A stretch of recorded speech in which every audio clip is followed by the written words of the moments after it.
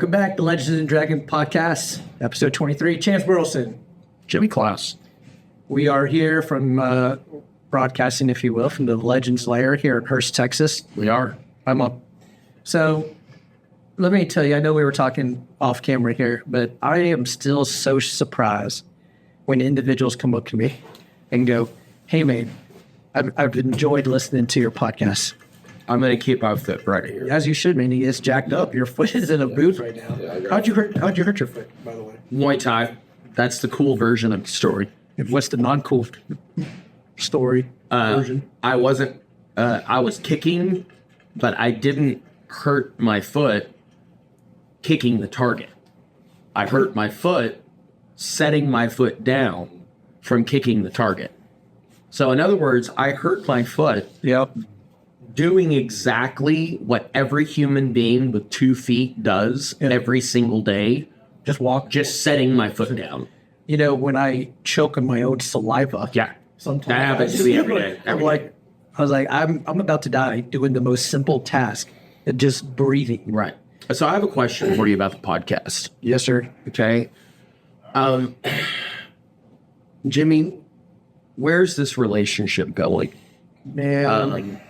I feel like we're stagnant, and I think that it's time for us to take this to the next level. What is? Anybody ever heard that? Or how about it's not you, it's me? Yeah, it's you. Oh, it's completely me. It's always been me. So I don't know. So I don't know. What do you think? Miriam posed this question. Where do we see the podcast going? Yeah. So we were eating lunch this. I have my answer, but you go ahead. Okay. Well, here's my answer. This is my answer. So when she hit me with this question, she goes, "Well, where do you and Chance see the podcast going? Like, what's your idea? What's the future?" And usually I have a plan. You know, investing, working towards retirement. I have goals. But with the podcast, I had no goals. In fact, we're in episode 23. I really didn't see us making it to episode 23. Mm-hmm. It was just an idea that I had. Was like, hey, man, you want to do a podcast? You're like, yeah. Because people have been saying, hey, you should do a podcast. I'm like, okay, I wonder if I could do it. And so reached out to a couple other guys, and they weren't interested. And I was like, wait a minute. Chance. I love Chance. Yeah. We feed off of each other. Yeah. So let's do it. So I don't know. But I told Miriam, I'm like, let me tell you, I will have a better idea if Spotify ever comes to me and goes, hey, Chance, Jimmy, $270 million to do a podcast. I was like, I'll tell you where we're going there. She goes, oh, yeah, where? I'm like, if that happens, I will do the podcast with pumps and full drag. Who? It would take less than that, by the way. It would take less than that. Yeah. It would take less than $270 million. Yeah. Would you do it for free? Yep. Okay, well, there you go. So I have a very good idea of where this is going. Yeah, because I have no idea. Yeah. Like, I'm pretty clear. I'm pretty clear. Go. Nowhere.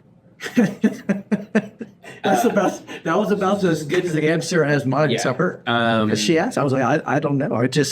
We're just doing this. Yeah, I mean, it's, you know, and it does seem fun. I like talking to the guys that we have, and we just know some really interesting people. Yes, we do. Yeah.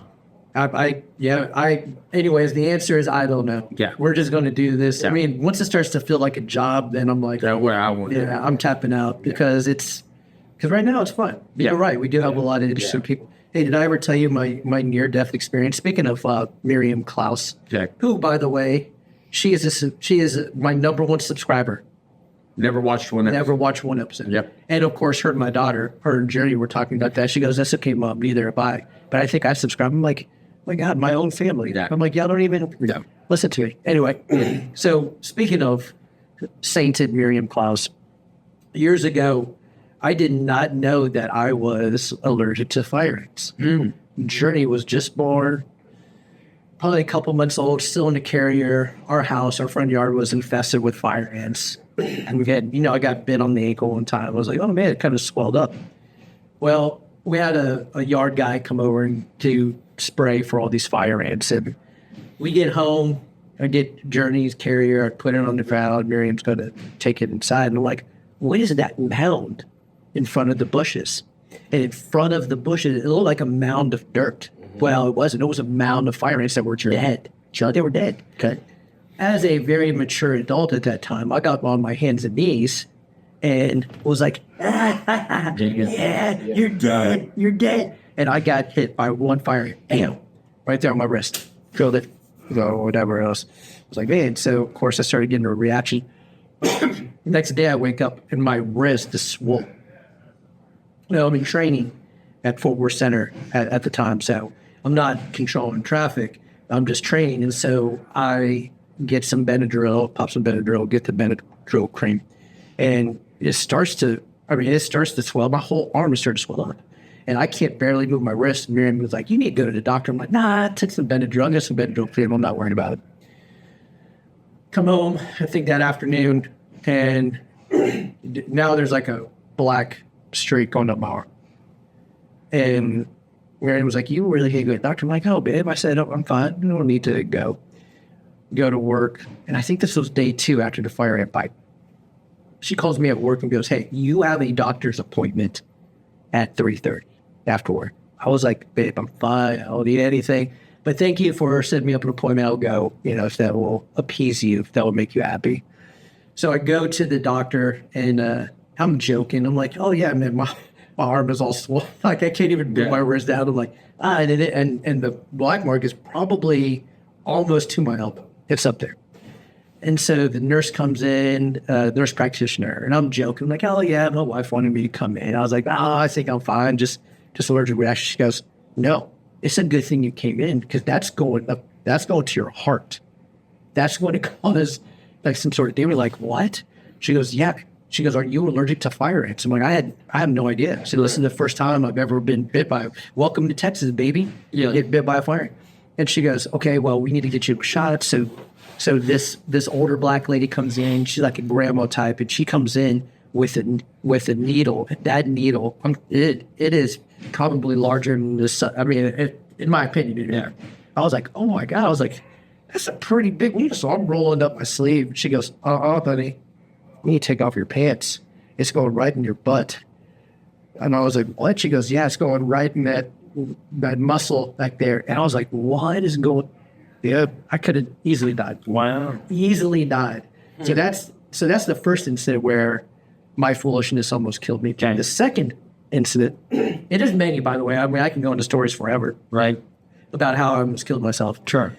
So I had my tonsils out, and Abner was out as an adult. Miriam was pregnant with Talon. And so I had my tonsils out and recovered. Dude, it hurt like hell, man. Like every time I swallowed, my ears hurt, my throat hurt. Well, before I go take a nap, I eat chips and salsa. Now, the doctor, because I asked about chips, I was like, "Hey, can I have some chips and salsa?" He's like, "Well, I advise you not to." And so that's yes. He didn't. He didn't say no. It was not. It was just I would advise you not to. I was like, "Okay, well, I'll take that under consideration." Right. So I had some chips and salsa. Go lay down. Miriam takes a journey to the Hearst Rec Center for a little ballerina dance, whatever they do over there. And so it's like, "Man, I got to use the bathroom." So I'm using the bathroom, and as I do so, I feel like fluid and crap in my mouth. It's like, okay, so as I'm using the bathroom, I just lean over to the sink and I spit, and it looks like, you ever seen Dexter? Oh yeah. It looked like a scene out of Dexter. Wow. That white porcelain wire was just all red. I was like, "What in the world?" And so now I'm bleeding, and my mouth is filled up again with blood. Sure. And I'm like, "What is going on?" So I spit into the toilet, and it's going like this, man. The blood is like pulsating out of my mouth, and I was like, "Oh my God!" So I try to call Miriam, nothing. Text Miriam, nothing. Call Miriam, nothing. I was like, "Well, I can't drive myself to the hospital because I don't know what is going on." Greg Hamilton drove himself to the hospital. He's a better man than me. Yeah. And so I had to call 911. I called 911 for myself. So I'm on the phone, and as I'm talking, of course, blood is still kind of spurting out, and I'm like, yeah, my name is Danny Claus. And I'm trying to give my identity. I can't talk. Yeah. And she said, "Sir, I can't understand you." I was like, "No." I was like, "Yeah, of course you can't understand me." So I finally spit out my address. And then she goes, okay, sir, this is what I need you to do. I need you to unlock the door and I need you to move any furniture that's in the way for the gurney. I was like, okay. And so, hang up the phone, go to the door, unlock the door, kind of prop it open, go to the couch. As I lift up the couch one way, and I'm like, huh. And so move it, the fire guys come, and I'm spitting up blood, man. I'm like, oh, man. And so they're like, okay, we're going to have to transport you to the hospital. And I was like, man, whatever. And so, of course, I can't get hold of Miriam. Can't tell her.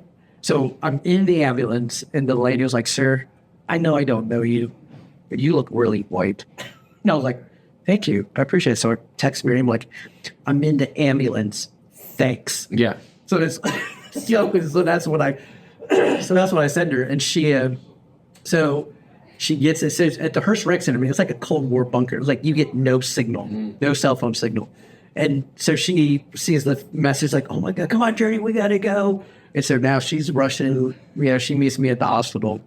And apparently the chips and salsa that I had opened up the stitch for the tonsil stuff. And the ER doc, hey, I know we have some doctors that listen to this. I'm not trying to slam you guys. But that ER doctor was horrible. He kept looking at my mouth. And I'm throwing up God knows what. He's like, yeah, it looks good. I think I'm about to send you home.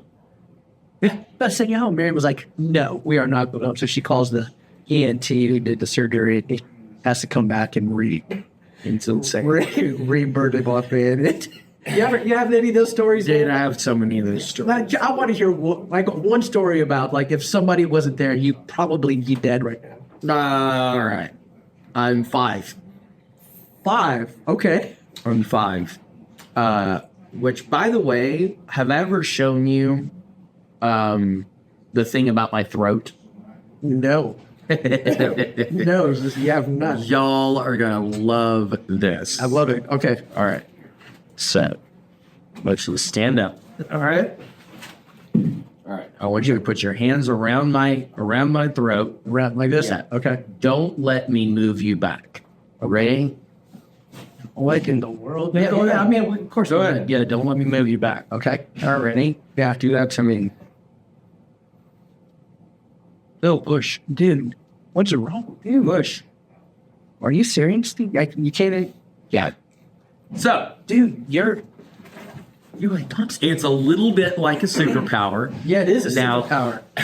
Before I discovered the wide world of Brazilian Jiu-Jitsu, which we'll get into here in a second, Yeah. I was unchokeable. Yeah, I can Like, see why. so from the front, They put a their standard choke Right. here, Yeah. you can't choke me. Yeah. No. You can't get your thumbs in my throat. No. That's Okay? crazy.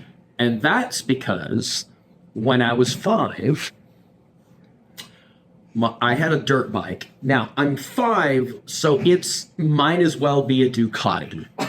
But it was a Suzuki RM50. Okay. And this motorbike and my Doberman were my best friend. We lived in the mountains Yeah. at the foot of the Ozarks in Oklahoma. And I had no friends. There were nobody there. It was a ranch. Yeah. We lived in a cabin, and I had a dog and a motorcycle. But that was it. Right? Yeah. It was like a movie. Yeah. Right? It is. And so my dad is on, of course, his like Yamaha 350, right? Yeah. And we're racing, which means, children, if you're racing your father on a motorcycle, he's pretending to race you. His is faster. Okay. So I'm like, I've got it opened up, right? Yeah. And I'm looking back and I'm looking and I'm looking back and I'm looking and we're going to feed the dog of the neighbor that wasn't there. Right. And I'm looking back and here, looking back at it on the ranch, they didn't really have gates Yeah. to your property. What you did is you just hung a chain across the road.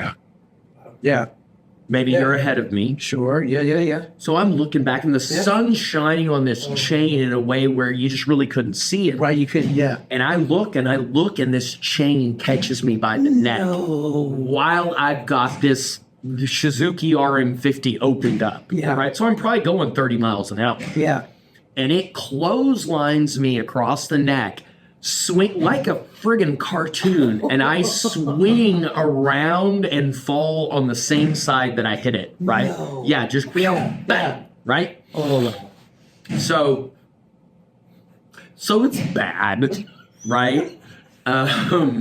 And so my dad throws his bike down and picks me up. We're a mile from the cabin. okay. So he can't get me on his motorcycle, so he picks me up and runs a mile back to the cabin, where my sister is cooking quiche. Why I remember this. She's cooking quiche. I still think quiche is a BS dish. It's omelet pie, and I think it's really ridiculous. And I blame the French. So he yells at her, "Get in the car. We're going to the hospital." Okay. Right? Because I'm, Yeah, I can't even breathe. Right, sure. And so, so he throws me in the back seat of the station wagon. We all had station wagons, right, with wood paneling. Yes. And so he throws me in the back seat, puts Tasha in the front, and he grabs. I look down at the floorboard. He throws some items in the floorboard, Okay. and these items are a butcher knife, a bottle of alcohol, Okay. and a rubber hose. Okay. Yeah, I should be clear. My father wasn't a doctor. But even at 5, Yeah. I pieced those 3 things together. Yeah. And all I remember was going, "I'm fine. I'm fine." So again, we're in the middle of the foothills of the Ozarks. We're in the mountains. The hospital's an hour away. Yeah. So, we're going 90 miles an hour to the hospital. Well, as fast as the station wagon will go. Sure. Get to the hospital, and here was the prognosis. Okay. If the chain had been any tighter, it would have snapped my spinal cord. Jeez. If it had been any looser, it would have broken my neck. It was the perfect tensile. It was the perfect tension. Yeah. To just rip all the muscles around my voice box. Yeah. And when and so obviously I was, swollen up and blah, blah, blah, blah, blah. Yeah. But when it healed, I have full mobility of my Adam's apple and my voice box. I can move it down in front of the soft spot of my throat because of that motorcycle wreck. Dude. Right? Which totally should have killed me. Yeah. And the fascinating thing about this Yeah. is that's in the realm of getting bitten by a radioactive spider. Like, it's not full on getting bitten by a radioactive spider and becoming Spider-Man, but it's more like that than it's like nothing. So your superpower, you could take out your atoms, Well, I can't take it out. and then you could throw it at someone. Like, could you imagine that? That is your superpower. Like, you're like, oh, okay, you grab it, and you're like, you son of a bitch. But then I wouldn't have an Adam's apple. Yeah, but it would be like That'd be a one-trick But pony. it'd be no. It would be like a boomerang. It would be yeah. It'd be like a boomerang. Oh, and then I could go and I put it back You put it in. back in.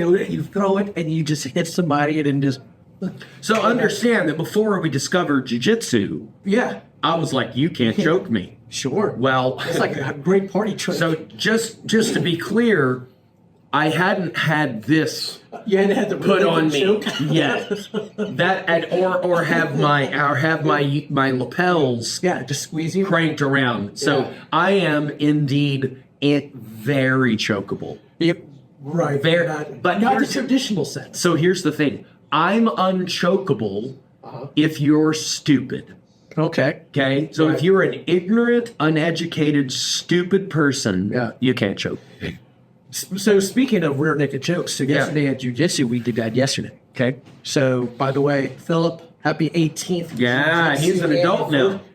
Well, so that's funny you said that because he is an adult. But he said yesterday, because he's not 21 yet, technically he can't buy cigarettes in himself. I'm saying that if America can send you for somebody to shoot you in the head, you're an adult.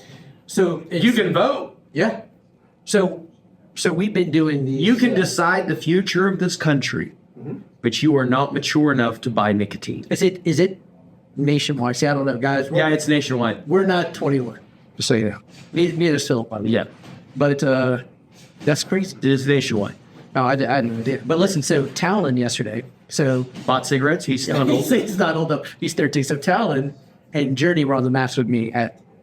I saw the picture. Dude, let me tell you, I love it. I know we'll talk about this later. But anyway, so one of the drills that we're doing is forward rolls and backward rolls. Okay. Dude, I try not to say can't because, with Valdez. It's not your best. It's not your best trait. So I am unable to do forward rolls and backward rolls because of the bulging disc in my back and because of the hip stuff. It's not possible. Now, if you and I were rolling and you had me in a choke, I'd be able to roll over. Popeye had bulgy arms. Yeah. So yeah. Well, I don't know. Do you think that was?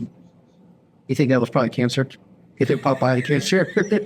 Because of all the smoke in it. The pipe. Yeah, the pipe. That's what I'm saying. I think that's really. We got the same bulgy got the same bulgy arm. Like, no, dude, that's cancer.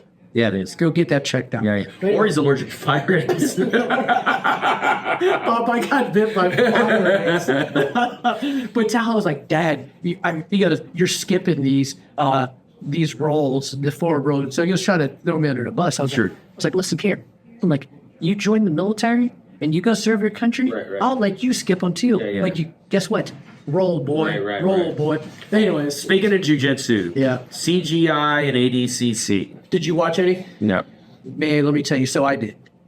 So the Craig Jones, I say CJ. Do you think our friends will still be friends with me if I haven't watched them? Dude, let me tell you. So this question was popped for you and I was like, that's of all the people in this world to talk about the Craig Jones Invitational. And We're the least qualified. Well, so it's not badminton, right? So here's the thing. So this is my third school, right? So I started over off Mid Cities, Yeah. and then followed Greg over to 413, Yeah. and so here, basically 3 different belts there, and so yeah, I'm a 2nd degree white belt, but I haven't said anything to Greg and feel like, oh, my belt is just has no stripes, and I'm okay with that. Sure. So I'll go to the end line like, yeah, look cool, The most comfortable. I almost kind of like I'm not saying we're like, oh, everyone else in a higher ranking. Don't look to me. Don't. Yeah. Did I ever tell you over at Mid Cities where this girl that I was grappling with, we were doing a specific training thing where it was those lines where we had like 6 people down and they had a guard and then there's a line of people and then you just go and then if you can pass their guard, then you get down. Yeah. Right. And then if you can't, then you can't. Right. Right. So this lady comes up to me after we do that and she's like, hey, do you have any feedback for me? I'm like, What was your feedback? Woman, you're better than me. Why are you asking me? Because you are the Chance Burleson. Dude, You probably thought I'm like, that's how this question is. By the way, for like, yes, here's my feedback. yeah. My feedback is, I think that you should do a better job of letting me win. You should let me win. Yeah, that's my feedback. Yeah. So Because her legs were 11 feet long. I was grappling an octopus, Right. Yeah. So, all right. So like for me, it's like Davis Bell. He's like Gumby. But anyway, so I'm comfortable with So anyway, like if I don't ever here's my stance on that. If I never rank up, I don't care at all. I don't. I know that of course Greg and Philip are going to. I mean, I'll look up there. They're not going to let me just marinate as a white belt. Like they give me a stripe and I secretly take it off and I keep going back. You think they would let me get away with that? You know what I told Philip? What's that? I said, this is what I want.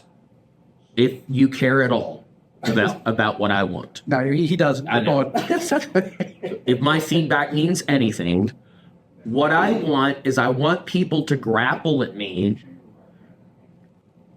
look at my belt, and then get mad at my professor for letting me sandbag. Oh man, That's what I want. I want you to let me get way better than anybody at my level. Yeah. And then wait longer before you strike me. And it wouldn't be one of those moments to where you actually, like, catch a blue belt or a purple belt. No. This is like you're constantly. I want to be smoking all the purple belts before you give me a blue. Before you even give me one stripe. Well, here's what I think about that Craig Jones Invitational on the ADCC, right? From a very limited knowledge point, right? So the ADCC to me is kind of, it's been blown up. It's been like the only. Sure. It's the only thing people are talking about right now. Right, it's like the only thing. It's like, if you only had Walmart as your only Sure. That Craig Jones Invitational, not only did they put it on YouTube, but they put it on free for you. So anyone, you didn't have to buy a subscription. Right. And then they gave $1 million. Like, I don't know of any, LECC doesn't give $1 million. Right. No, they don't.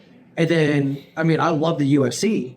And of course, those guys are probably making money off promotions and everything. Yeah, wait, like you and I, we go through the brackets, right. And then you and I, $1 million.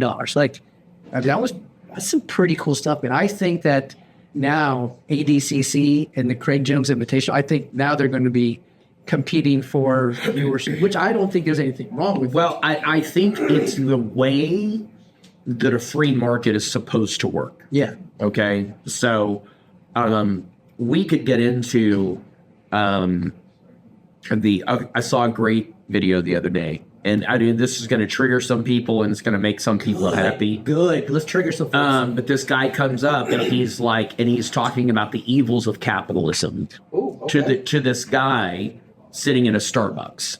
So he goes into a Starbucks to talk to this guy about and the guy that he's kind of witnessing to, okay, is an entrepreneur, right? And so the guy pulls out his phone and he's reading something off about the evils of capitalism. And the guy said, "Is that an iPhone?"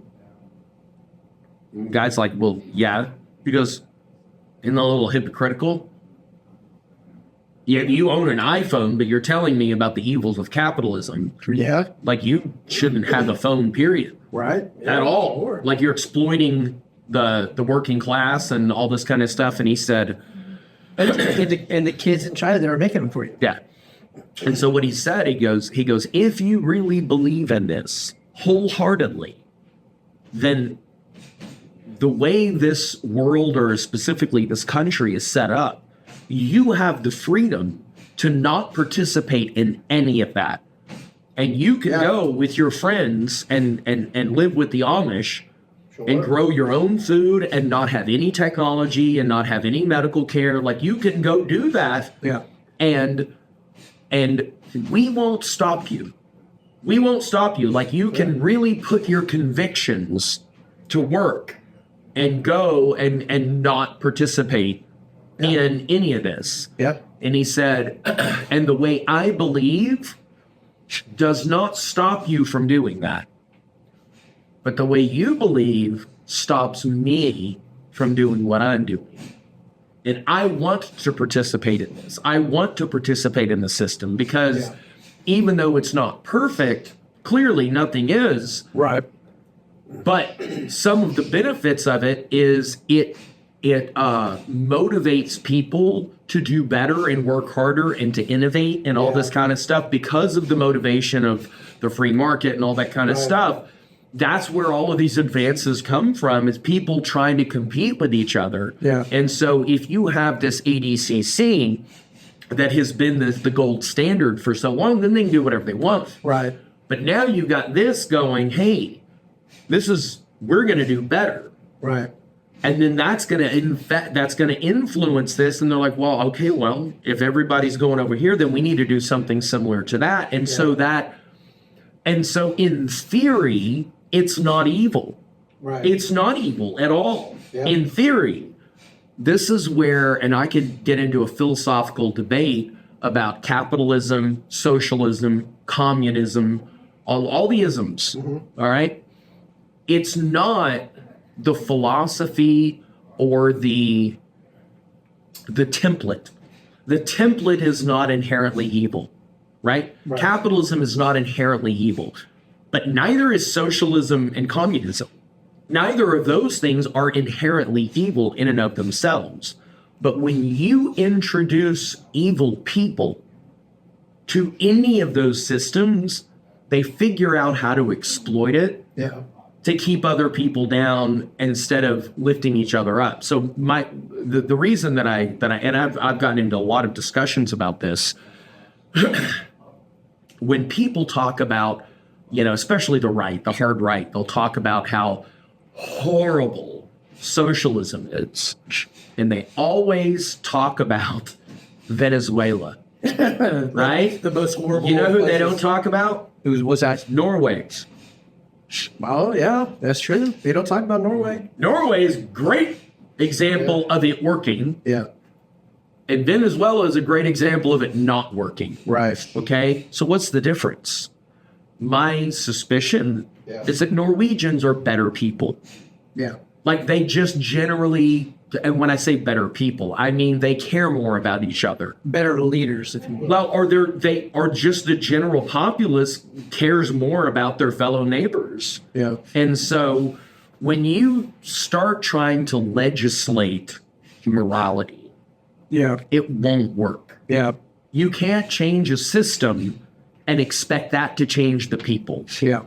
When you have selfish, self-centered, uncaring people, whatever system you have is going to reflect that. Yeah. Whether it's socialism, communism, absolute monarchy. Yeah. Like if you had an absolute monarchy, like we used to have, like King George, and like, you know what I mean? Yeah. If you had a good king and good people, it would work fine. Yep. But if you had a bad king and bad people, it wouldn't work fine. And guess what? There are plenty of stories of that in the Exactly. But the point is, and this is why I say these arguments, and I know we're talking about CGI and ADC, but it's a good example. When we blame other people for problems, there is no solution. Until I become the problem, there is no solution. So in other words, if our leaders are at fault for how we are, then we just get to continue kind of passing the buck to them. But we have to take responsibility. And when I look at the CGI and the ADC, what it looks like is that, and again, this is from, I don't know if I have all the information, but I've seen a lot of interviews and I've seen a lot of things about Craig Jones. Yeah. But it looks like he said, I don't like the way this is. Right. I'm going to take personal responsibility for doing something better. Right. We all have to do that. Yeah. We all have to make our little plot of land we're standing and walking around on better. And if we all did that, whatever system we had would be fine. Oh, look at that as personal responsibility. Exactly. That's amazing. Exactly. Yeah, I think I like the Craig Jones Invitation. I enjoyed watching it. I enjoyed watching. I think his name was Cade. I think he won the $1 million. Yeah, Cade. Yeah. Mm-hmm. Having trouble passing. I almost called him Cade Tartar. Is any one of y'all's over at Excel? Oh yeah, I think so. Yeah. But he couldn't pass. He couldn't pass guard. Like he was trouble passing guard. Well, I was like, hey, that's me. When I see pulling guard and passing guard, especially those two things, I think about flexibility. Oh my God. Yeah. And so the importance of flexibility and stretching. Tell me what you think. So let me tell you. I didn't tell you this off camera. I'm going to tell you on camera. So my flexibility, I will absolutely 100% kick you in the head with my right leg. Yeah. Kick, crescent kick, axe kick. It doesn't matter. Left leg, just because of all the stuff. Okay. Now, Miriam has told me that I'm going to be doing yoga with her over at Henzo Gracie's once they start up. Great. And I said, no, I will not be doing yoga at all. So guess what I'm going to be doing? Yoga. I'm going to be doing yoga with her. I think it starts maybe next week. So there somewhere she wants me to do yoga. But I think the importance of stretching, and I'll tell you, Valdez and Davis Bell, those guys, and Crump, those guys, very flexible. Mm-hmm. I mean, they're stretching in the work is I need to do better at stretching. It is very important. I feel the difference when I stretch. I feel the difference after, my masseuse, she stretches me out, and my chiropractor. So there is benefits to it. I'm going to be honest with you. I make excuses like that. I think you should. I do. I make You're doing excuses it right now. Right now, I make excuses because I hate stretching. I would much rather let's go hit some weights. Yeah. Let's go kick a bag. Yeah. You know, I'll do a little bit of stretching, but and I know. Listen, guys, don't hit me up like you guys did with the crown thing, because You're wrong. speaking of that, I got a crown today, Yeah. and one of the guys I was joking like, "Hey, what color?" I was like, "Oh no. Crown." Yeah, I know. But anyway, and all the that to reason say- that we're confused about is because you're wrong. kind of like stretching. Yep. Me not stretching is wrong. I need to stretch. Now, you've been in this game I have. a lot longer than have. I have. So please tell me your thoughts on Follow me with y'all. Yes, please. All right. Please tell me. Educate me, sir. All right. So, as wrong as you are, I should. We'll have to agree to disagree Yeah. because I think that I'm right. But go on. Right. Go on. As like I said, as wrong as you are, please know how much time I've spent being exactly you. Probably. I really have. Yeah. Okay. Because I don't love stretching, but I have found the secret. Go on. Okay. I also don't love super intense working out calisthenics. Like, I don't love push-ups and body weight squats and, Right. you know what I mean? I don't love that either, right? Right. I love actually sparring, Yes. right? Which I love too. I hate kicking and punching the bag less than push-ups and sit-ups, but it's not as satisfying as sparring a person, Right. right? So the secret is that you stretch when you're supposed to, which is at the end of a workout. So you've got active stretching and you have passive stretching. Okay. Active stretching is when you're just moving. Yeah. Okay. To get your mobility. Okay. But there's nothing real intense about it. You're not really trying. In other words, you don't stretch a cold muscle. Yeah. If you move a cold muscle, right?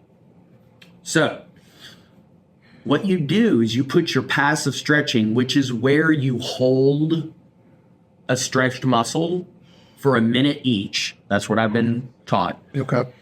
But you put it at the exact end of a workout that you cannot wait to be done with, Yeah. so that you're happy to be stretching because it only means you don't have to keep doing what you were doing anymore. It's the same concept as when, like, if you've got kids and you've got them in martial arts or anything, but I'm going to say martial arts, and they have never said, I don't want to go to class today. Yeah. It's only because you haven't had them in karate long enough. Yeah. Like, they're going to not want to go to jujitsu. They're going to want to not go to karate. They're going to want to not do stuff. Right. The same way they don't want to go to school. So that it's not such a nightmare getting them to put their gi on and go. Yeah. What you do is you strategically put chore time in the 45 minutes before class, where they have to clean their room and take out the trash and sweep the floor and all that kind of stuff. And then they're super happy to stop doing that to put on their gi to go to class. But if it's video game time Yeah. before class, of course they don't want to quit doing what they're doing, because what they're doing is more fun than going to class in their mind. Yeah. And so what I'm telling you is you put the stretching at the end of something that you really want to stop doing, and then you're just happy to be still. Yeah. I just need it. Man, I just need it fun. I do. I need to get better at stretching. So here was a question by our faithful reader, Mike Hanlon. And by the way, Mike Hanlon, shout out to you, man. Thanks for some of these topics.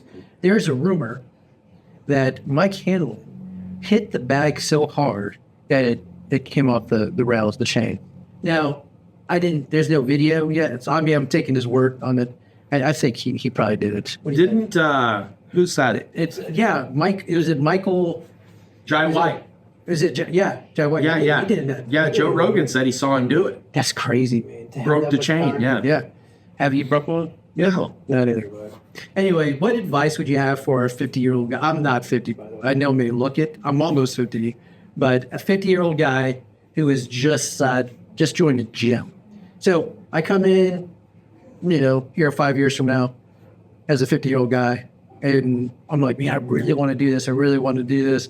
And I'm eager, and I've already joined. I'm already a member of the school. Mm-hmm. What advice would you say? Like, hey, man, just take it easy. Couple of things. Which, here's the thing. Yeah. I just formally started Muay Thai last year. Right.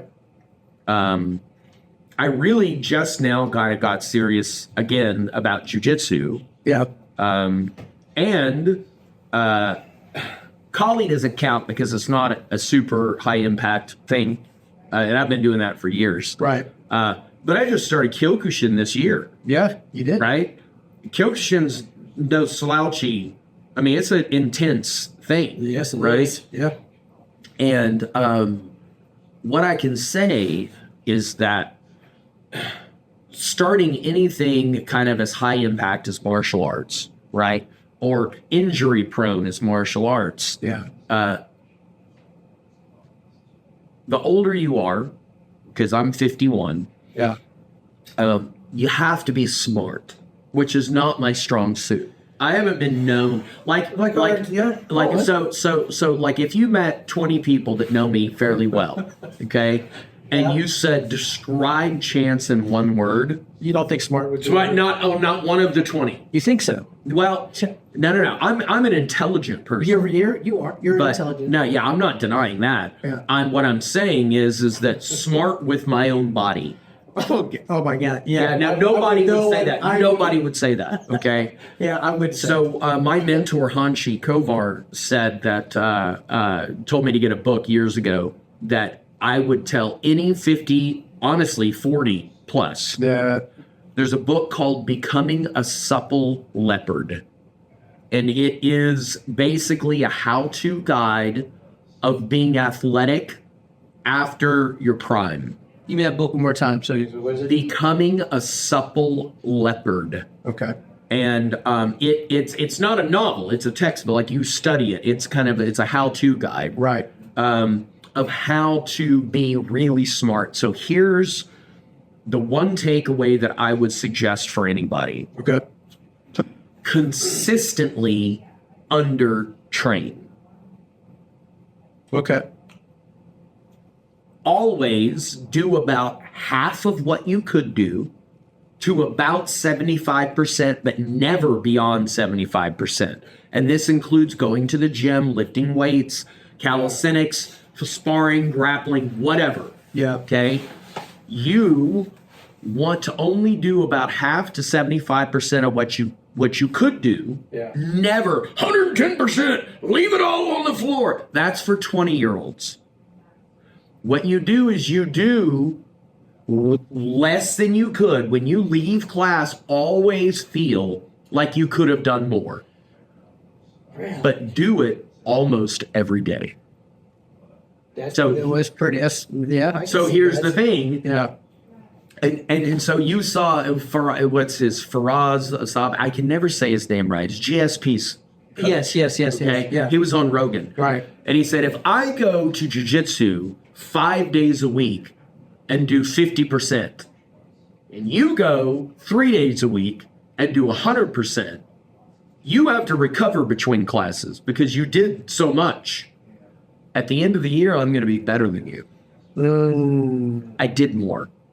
That's why we spar different here, Jimmy. Yeah. The way we spar, we can show up every Friday and do it because we're not hurt. Right. So at the end of the year, you'll be better. Hey, that's my problem. It's consistently under training. The concept of like a football coach, you're like, I'm on 150%. I question their math, but that I get it. Like on game day, on fight night, 150%. Right. But prepping for that. So that's the thing. That's one of the problems with heavy-handed sparring. Yeah. Is that we're training the way we see people fight.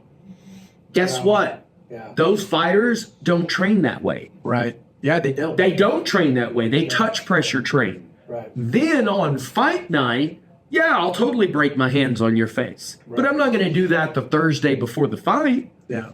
You know? So I told Miriam this week. So Miriam, Mama Klaus, she showed up to Henza. She was watching on the side. I'm still not there, man. I can't convince her to give him the best. But regardless, before class at night, I told Miriam, because of just some, visits to the doctor and stuff, I was like, babe, my cardio is great. Like, I'm not worried, but my cardio is good. These guys are huffing and puffing, I don't. Anyway, so after my my sparring match with Professor Greg, if you will, she tells me later on, she goes, hey, you just were just bragging about your cardio, but after you rolled with Greg, you look like you were about to die. Of course. I'm like, yeah, babe. I'm like, I was trying. He was not trying. She goes, yeah, you were just like, oh, you're about to die of a heart attack. I was like, I mean, that's my problem. Yeah. That's like if I was sparring Journey. Like, she's a good fighter. She's a good fighter, but pound for pound, I'll just stand there and let her wail on me. Yeah, exactly. Yeah, that's the thing. Speaking of that, man, speaking of wailing, what would Chance be doing as a job in life if you were not doing this? As by this, I mean, it's gonna seem like I'm joking when I say this. No, I'll bet you're not, though. Go on. No, I'm pretty sure that I would have thrown all of my energy into comedy. Yeah. I would be a stand-up comedian. You think so? Yeah. You think that many people would find you funny? No. Speaking of stand-up comedian. No, here's the thing. I don't think that many people would find me funny. Uh-huh. I think that many people would find my life funny. I'm not talking about making up jokes. So a guy walks into a bar. Like, I'm talking about just the stories from my life and my relationships. Yeah. In my childhood and all of this kind of stuff. Yeah. The thing is these stories are so beyond PG-13. Oh, I know. Yes. That there's no way I could run a karate school and have a side hustle as a stand-up comedian. Right. People are like, I'm never going to that guy's school. You know what I mean? Yeah. So it would be an either-or thing. Yeah. We have our good friend Blas, friend of the show. Couple times. He just told us before we get on here, I have never been told that my storytelling needs improvement ever. We both. But here's the thing. But we've never learned how to do it. And you know what? And by his feedback there, you know what I want to do now? I want to be a better storyteller. Yeah, me too. It's like, yeah, dude, I've never been told like people like, hey man, your stories are like, even us, just back and forth. People have come up to me with the podcast, like, hey, man, you had a chance to speed off of each other. You guys got good chemistry. But now we start to learn how to get Yes. Maybe that's where the future of the podcast is going. Hey, Mary, that's where the future of the podcast is going. We're going to learn to be better storytellers. We're going to learn to be, here's what would you be doing if you weren't an air traffic controller? Man, that's a good question. I wanted to be... Well, this is the podcast that we need. We need that podcast right there to make the jokes on the side. I just love watching you recover. The recovery is so beautiful. I probably would have been a career military man. I could see that. I really wanted, at least my idea, I wanted to try to be a Navy SEAL. Mm-hmm. I didn't really try that hard. I had paperwork drawn up to be a rescue swimmer in the Navy, but I've always thought I want to put myself to the test, like within SEALs training. Mm-hmm. Like I know some Navy SEALs, and I've met some Navy SEALs in my career, and they're not the big jock football type, but you would think like The Rock or whatever. Right. These guys are, probably our height, our weight, whatever, and they're just out there. It's just all mindset. And I want to put myself to that one. I would have probably been working towards some sort of special ops. I think that would have been cool. Or maybe a spy. Or maybe what you suggested at the beginning. What celebrity would you fight if you could? Oprah. Okay. I've thought a lot about mine. The last 40 minutes that I put thought. Yep. I don't know which celebrity. Oprah, she would probably whip my tail, probably. I know who I would. Oh, yeah, who? Stephen Hawking. He's dead, dude. So you would like No, when he was alive. to do it and bury him and just find him and bury him. What is wrong with this, man? I don't know what it. People are going to ask what is wrong with it. Oprah and Stephen Hawking. Yeah. Michael J. Fox is who I would fight. Yeah.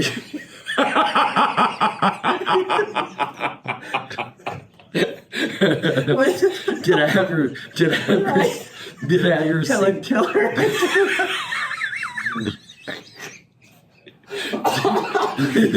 did I ever send you? Oh my God. We should Invite Ray Charles.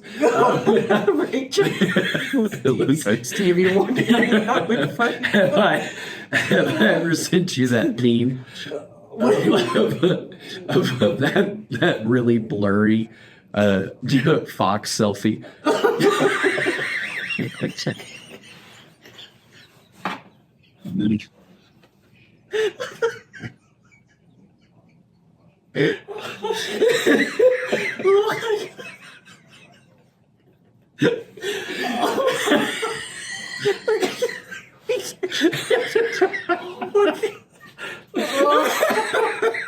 Oh man, we are so bad.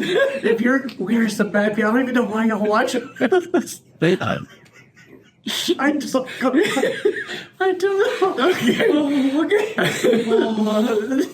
All right. To wrap it up, families training together. Oh my God. All right, hold on. Let me we got a few minutes. Did I ever tell you my cancer story? Not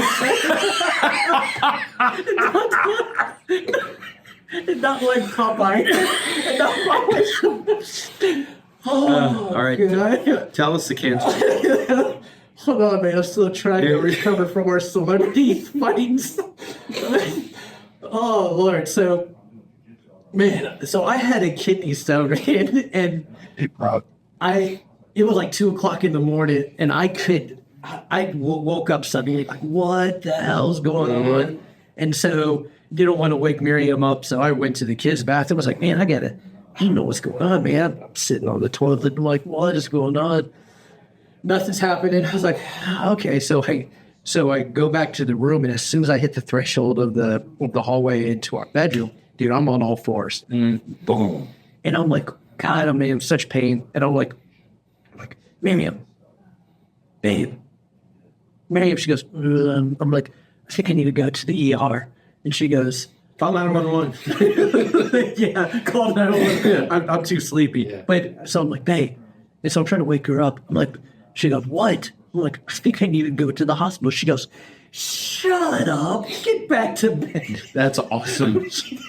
And I was like, oh my God. I'm like, no, babe. And so, man, waking up my wife, and she is mean. Yeah. Anyway, so now she's waking up saying, oh my God, what's wrong? I'm like, babe, I said, I don't know. My side is hurting. I don't know. So the kids are sleeping. I don't want to wake them up. It's 2:00 in the morning. So I'm like, I'll drive myself. She goes, you're not driving yourself. I'm like, well, you're not driving me. You can't leave the kids here. So I called my best bud, ADCC Gil, up. I'm like, hey, bud. I'm like, hey, because I knew he'd be up. He sleeps like crap like us. And so I'm like, hey, man, can you come take me to the emergency room? He goes, yeah, I'll be right there. So he comes and takes me to the emergency room off Highway 26, the dock in a box, Bailey Grapevine one. And they do all this stuff. They're like, yeah, you got a kidney stone. And I was like, okay, well, what does that mean? And they're like, well, you got to wait for it to pass. And I'm like, well, what, can I do anything? They were like, no, you can't really do anything. And I'm like, yeah, I'm going to do something to make this thing pass. So I go home. They give me some pain meds out. So I go to sleep, wake up, and now I'm running like 3 miles. I'm running 3 miles to try to lodge this thing. It's hurt. So anyway, it gets stuck. The urologist says it has to come out, so he has to do surgery. So they do surgery. Man, let me tell you, I had a catheter or no, I'm sorry, not a catheter, a stent. Oh my God. Have you ever had a stent? Mm-hmm. Dude, they go through your pee. Yeah, through your skull. Your skull. Yeah. And goes to the kidney, and it hurt. Like, anyways. And so they do this own recovery.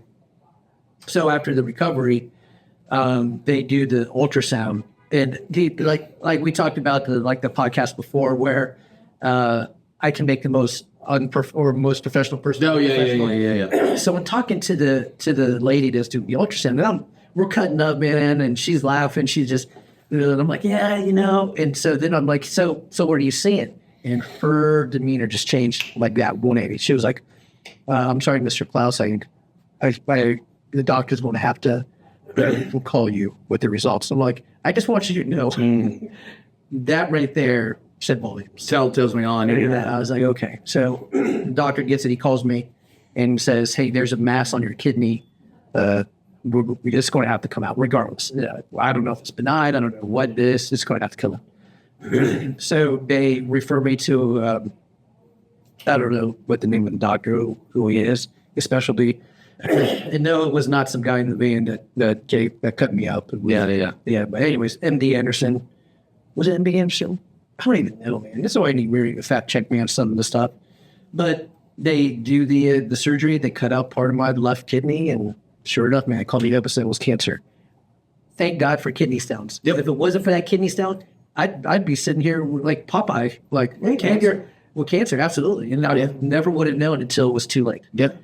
And so that right there is, I'm still going back. My brain, for some reason, is stuck on Popeye's forearm. Yeah. That's probably. But anyways, all that to say, man. So that was 2016, and then the next year I jumped on the mats because I ate my way through. Yeah. The recovery. But anyways, so here's the thing, man. You're a family guy. Yep.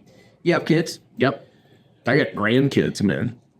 Actually, it's wild. Even grandpa change. What do they call you? Papa? Poppy. Poppy. Okay, Poppy. That's what my kids call we are in Chad. Families and training on the mat. So, of course, I'm a big believer of training with your kids. Get on the mats with them. It makes my heart so happy when I see parents on the mats with their kids and just going through this whole martial arts journey. Love it. For me, I know that father time is undefeated. Yep. He's taking that time away. So anything that I can purposely do to get on the mats with my kids, not only is it making me healthy and losing weight and get stronger, but it's giving my kids the same thing, discipline, and just making memories. Correct. Guys, listen, I'm just telling you this now. Take as many pictures as you can of your kids, and with you on the mats as well, and just see the transformation. Shout out to Jonathan Gibson, by the way, for losing 101 pounds. Wonderful. At Excel Academy. He lost almost a talent. Wow. Now weighs $112. That's amazing. Yeah. So other than that, making memories, what I absolutely love getting on the mats. Tell me because you have your son, who I absolutely love, Pierce. He's been on the mats. Your daughter ever do martial arts? Oh, yeah. Is she black belt as well? No, she got up to purple or brown. Yeah, so tell me, of course, you were on the mats with your old man, and then, your family, your brothers, you guys are all. So tell me, boy, that's like in the importance of families being on the mats. Well, you have seen. But one of the things that I love about martial arts is that it is a solo team activity. So one of the great things about team sports is it causes people to develop, the teamwork thing, right? One of the bad things about team sports is that it generally glorifies the most talented on the team. Yeah. So you got your star player on the team, right? And if you're not the star player, then you get to get really good at watching everybody worship the star player on the team. You know what I mean? Yeah. Solo activities like, martial arts or tennis or, swimming or something like that, the spotlight is only on the one doing the work at the time. Yeah. Does that make sense? Yeah, it makes sense. But when you do solo activities in a group, you still get the camaraderie that you get with team sports. Right. You know what I mean? But you don't get that if the school is correct, if it's a good school. Yeah. You don't get that I suffer in comparison next to thing. One of the things Hanshi has that he says all the time is you're running your own race. Yeah. Like the only person you're competing against is who you were yesterday.